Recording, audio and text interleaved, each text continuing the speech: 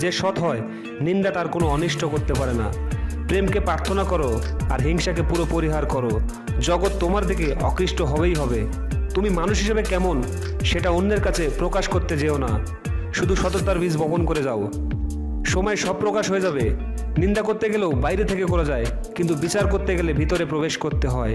ধৈর্য রাখুন, সময় কখনো প্রতারণা করে না। স্রোতের বিপরীতে দাঁড়িয়ে থাকতে পারাটা সবচেয়ে বড় চ্যালেঞ্জ, যেটা সবাই পারে না। একজন মেয়ে সুন্দর হওয়ার চেয়ে চরিত্রবান হওয়া বেশি প্রয়োজন, কারণ সুন্দর চেহারা একদিন চলে যাবে, কিন্তু চরিত্র কোনোদিন হারায় না। জীবন থেকে পালিয়ে বাঁচা যায় না, কখনো জীবনের সমস্যা থাকবেই। হয় নিজের সমাধান করো, না হয় এটা সময়ের হাতে ছেড়ে দাও। উপরে উঠতে গেলে সবার আগে প্রথমেই নিজেকে হালকা করো। নিজের মধ্যে সমস্ত অহংকারকে টেনে হেঁচড়ে বের করে দাও।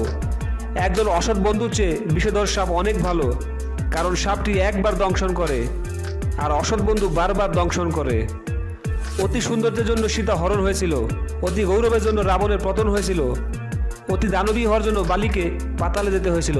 সুতরাং অতীতকে সর্বদা ত্যাগ করো। চরিত্রের কারণে অনেক সম্মানিত ব্যক্তি হারিয়েছে তাদের মান সম্মান, আর অনেক নগণ্য ব্যক্তি কুড়িয়েছে বিরাট সম্মান।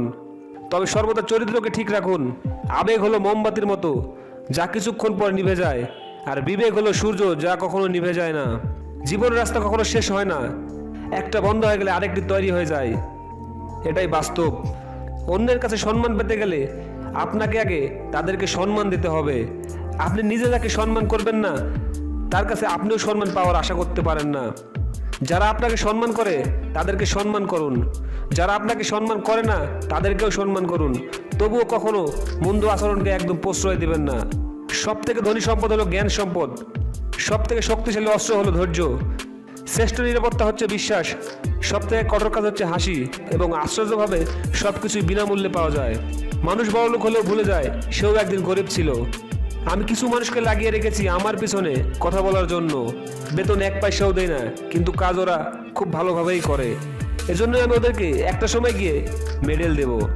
তো বন্ধুরা, আমাদের এই ভিডিওটি যদি আপনাদের একটু ভালো লেগে থাকে তাহলে চ্যানেলটি সাবস্ক্রাইব করে পাশে থাকা বেল আইকনটি প্রেস করে দেবেন। ধন্যবাদ সবাইকে।